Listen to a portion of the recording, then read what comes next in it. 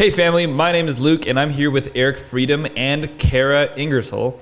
I'm the head coach here at Reason Fitness. Eric is the founder of our gym and Kara is also one of our coaches here, and together we have 25 plus years of experience in coaching fitness, nutrition, and wellness. And our mission here is to help develop happier, healthier people in the San Gabriel Valley and greater LA area. And today we're talking about the 5 factors of health, specifically train. What's up, guys? What's up? What's up? Technically, it's 27 years. We'd add 2 years for Kara. That's true for Kara. Kara's got some experience up in here. What's there up? we go. No, we're talking about training today, and we're continuing this conversation from last time.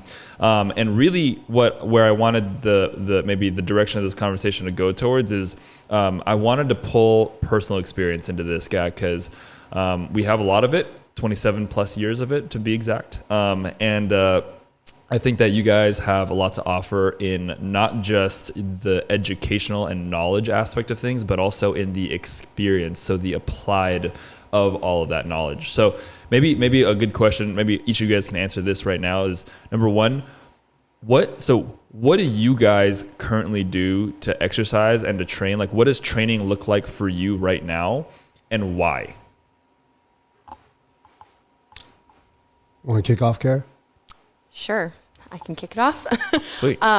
So right now I am in an interesting space as far as training. I am training for performance currently. So what that looks like for me is training a couple hours a day, really focusing on my overall health, because I've had serious back problems in the past. And so it's all about just like how I'm recovering right now, especially as we're in a more competitive season, with the Open just ending and quarterfinals coming up this weekend.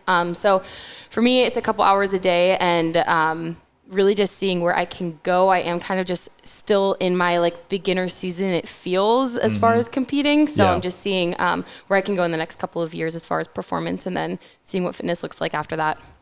Love it. What do you feel like is the number one thing right now in your training regimen, or in anything that you're doing right now, maybe even within the 5 factors of health, that you feel like is going to drive the most progress in your training? Honestly, I feel like nutrition and sleep are 2 of the biggest things when looking at like the 5 factors that really affect how I train. If I am not recovering well, I know myself, I don't train well the next day. So I know, for example, a couple of nights ago, I slept about 5 hours and maybe even a little less than that, and I didn't train the next day. So even though I am in this space of wanting to compete and wanting to push myself, if I'm not recovering or eating how it supports my training, I just won't do it. Because risking injury is the exact thing I'm trying to avoid. So you're saying, like, in a sense, you literally cannot train, or like you can't progress in your training unless you focus on things that are not training. Totally. I mean, training for me is 2 hours out of the day, but I always ask myself, like, what am I doing the other 22 hours to support that? And if I see that it's not supporting it, I won't do it. Love it. What about you, E? For me, I think I look at training like a journey of peaks and valleys.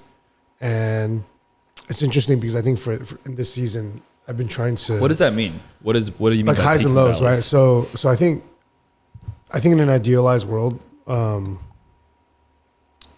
training really hard. I'm training a lot. And that's the narrative that I was used to for so many years. How many years? 6 at least. So for 6 years, you trained really hard and a lot? Yeah, I overtrained. Yeah. I overtrained thinking that it was normal. Okay. Yeah. It was like all I needed, right? You conditioned yourself to think I that this conditioned is what myself to training believe that that's what normal people do. Or Yeah. like in the sport of CrossFit, Yeah. I got myself to believe that was a standard, and if you weren't doing it like that, you were doing it wrong. Yeah. You know? Yeah. Yeah. And to be fair, like I started in a time like 2009 when the CrossFit world and the strength and conditioning world was very different, right? Yeah. There were not coaches the way they are today. We were the athletes and we were the coaches. Yeah. You know? Yeah. So but I do wish I was more coachable at the time. But yeah, I went from I think a very high volume, training a lot. I was also in my early 20s, early to mid 20s, and being a naturally competitive person, I felt like I used to say this a lot. Like if I win in the gym, Yeah. I'm gonna win in life. Yeah. You know, and stuff Yeah. like that, and like really intense. And Yeah. while I think the posture was maybe not the worst posture to have, but it's like, what does it even mean to win in the gym? And I Yeah. think that's for me when it comes to training, what has evolved and changed in peaks and valleys over the years. Yeah, I see. So for you, so then hold on. We're going to pause on that for a second because it seems like you have a lot of experience prior to where you're at right now with training. Like for you, Kara, like what did training look like before you were here? Because you've been here for 2 years now. So like I'm assuming training didn't start right when you came here, right? Right. Yeah. Like were you competitive before you became competitive like here? Like I know that you were in sports, obviously. Yeah. I think I had a gap where I was doing college athletics, and then I had about like a year and a half to 2 years where I was kind of figuring out like what fitness was for me. Yeah. And I think a lot of it was just really detrimental. I was just chasing like a certain body type or looking a certain way rather than feeling a certain way or going after goals. Like I really didn't have a goal other than just looking different. But I didn't know what I was doing. Yeah. So what I was doing really just wasn't even supporting me. It was really just hurting me. Because I was using exercise as a form of like punishment. Yeah. So I think that what I was actually chasing was I wanted to just find like purpose in my training. And for me, I remember when I started Reason, Luke was actually like my coach that onboarded me. And I remember we had 4 sessions together. And after those sessions, I was like, this is so up my alley. Like I was just having fun in the sessions we were having. And then that's kind of when I started to realize like fitness can be fun and it can support you, and you don't always have to be chasing that like different good. body type. You know what I mean? Love that. That's Love really that. good. What do you so now that you're here, what do you feel like your fitness is serving for you right now? I think that for me, self-confidence is a huge thing that I've always struggled with. And I think that while I do find purpose in training and what I'm doing in the gym, it's also helped me feel a lot more confident in what I am able to do. I think that I'm doing a lot of like skills, for example. I'm doing a lot of things I never thought that I would be able to do. Like I just thought, I'm not that person. I'm not competitive. I am competitive. But I was like, I just don't think I'll ever get to that level where I could do these things. And I think that CrossFit has really taught me how to like reach beyond what I ever thought that I could do. Yeah. It's just helped me so much with my confidence inside and outside of the gym. Yeah. And I think it's interesting to hear that too, because I think a lot of people will get caught up in tying in their accomplishments with their confidence, right? I mean, and though there is, I mean, you should feel confident in the accomplishments that you make, not also like identifying yourself in those accomplishments. I think is a huge thing that you just touched on. So like for you, then for maybe like for Eric, like, do you feel like, so right now, what are the things in your life that you feel like training is serving for you? I mean, when I think back comparatively to maybe 10 years ago, I mean, to be completely honest, in that season, I thought that you always think you're doing the right thing, right? I thought I was doing the right thing, and I was really enjoying it. It made sense for the season that I was in. Yeah. I do wish I had more coachability. I do wish I wish I had resources, honestly. But I was a young 25-year-old kid, a leader amongst my peers already in the sport. Yep. And just like, I didn't really have anybody that I felt like I could learn from. And the resources that I did have, and this is going to date me, but like even the internet was different back then. Yeah. Like, Yeah. like there wasn't as like much access to social media. Yeah. And like, so to give you context, But we were just talking about how when the gym started, Instagram was barely a thing. Yeah. So, So so like, and then my training career or my training history predates that. Yeah. Right. So like just the other day, just last night, Ish was asking me for photos of like when I was a personal trainer and stuff. And I was like, bro, I didn't have a smartphone. Like I didn't have, like I wasn't able to take photos like that because love it. Like only really, really wealthy people, or like you had to have a lot of money to get the first iPhone. Yeah, Or for sure, the for first, sure. The first few ones. It was a big jump. It was a big jump. Yeah, and then yeah, I would for say sure. after maybe the iPhone 5 became the standard, like everyone Yeah. got an iPhone, right? But it was a really big deal for you. Oh, you have an iPhone. So kind of like that, it's evolved, I think, where I kind of have an inverse relationship now, where before I think it was highly performance driven. I've been trying to refigure out what that means, because I think I labeled like it's only right to pursue it. It's kind of, my coach says, Guido says that I made maybe training for anything outside of performance a cheap goal. Yeah. Right. So I made it seem Yeah. like it's a cheap, because he's like, maybe the reason why you still think about competing all the time is because you're postured around this idea that that's the only worthy goal that's Yeah. worthy of your attention. Yeah. And to pursue aesthetic or whatever Yeah. is kind of lame or cheap. Yeah. And that's been something that I've been working through for a long time, because like I've taught that, I've preached that. Yeah. And I do think there is value in that. But I think in Yeah. this season of my life, with the responsibilities that I have, the roles that I have, and for me, training really is about feeling good. Yeah. So like for you guys, you train because there's performance standards that you're trying to hit. For me, I'm trying to hit like minimum movement. Like I want to just move enough so Right. that I feel good. Right. I don't want to overtrain. Yeah. And for me, it's not going to take a lot to overtrain, right? But Yeah. I don't want to overtrain, because then I don't feel good mentally or Mm-hmm. in a good space to do other stuff.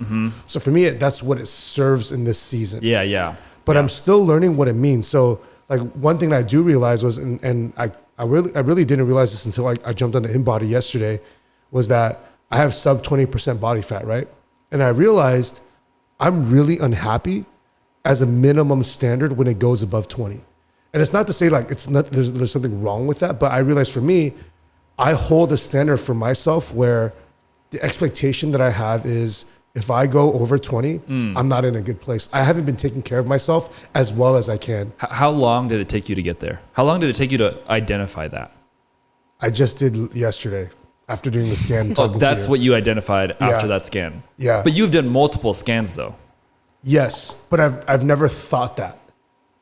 Right? Because I've just always been under 20. I see. I've been under 20 for a decade. Yeah. Right. Yeah. So, and then I've maybe teetered the line. I'm barely sub 20 right now. Right. I've teetered the line, but like I would be actually, if I was like 22%, the thought of being in the 20s is like a ego hit. Like it's like, oh, like, it's kind of like, it goes back to the self-confidence thing, I feel. yeah, exactly. Like almost, I've created this standard of fitness and health for myself. Yeah. And I just never want to go back. Yeah.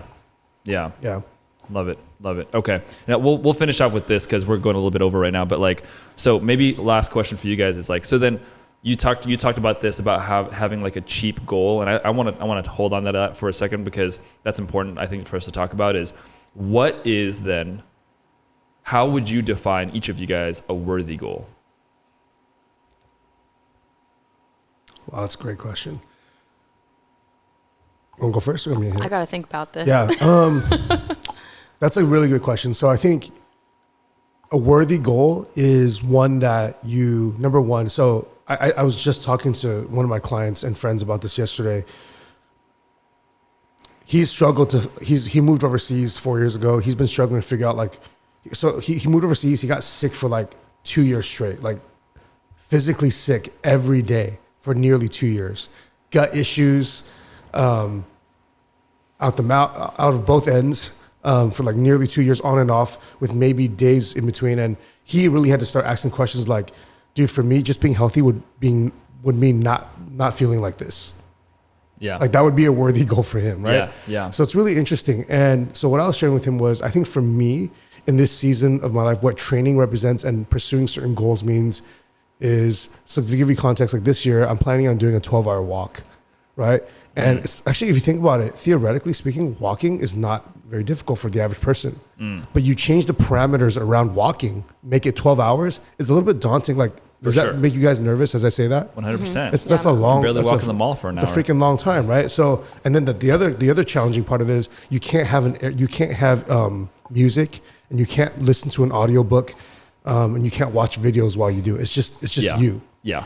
And one of the things that I've figured for me, not necessarily worthy goals, but for me, I've realized that for me, growth comes from pursuing discomfort. I have to pursue uncomfortable opportunities that could go as far as like really suspect on how uncomfortable and challenging it is. Yeah.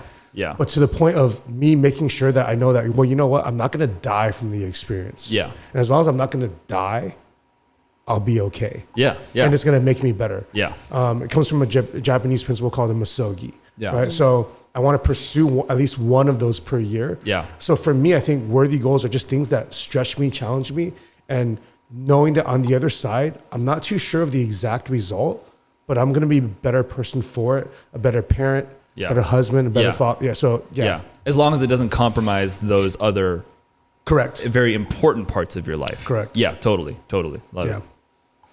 Yeah, I think the first thing that comes to mind for me when I set goals is just like removing ego from it. So if the goal is based around like being better than someone else or having other people in the picture or doing something just to like prove myself, I don't know, anything that revolves around ego or being like in vain about it, I think that I try to remove that and just set them based on, I really related with that, like basically discomfort. Yeah. Like pushing myself outside of things that I didn't think I could do while also not involving anybody else in the process. Because I think in the past, especially when it revolves around training, I would just chase these like big numbers with lifts or just try to do better than this person in the area or compete locally or things like that. And I realized that that really wasn't serving me because that wasn't about me. That was about like other people around me. So as soon as I started removing that and really just thought about pushing myself to just be better every day and showing up, I think that that's when my perspective started changing on my goals. Love it. We'll end there. Thanks for listening, guys.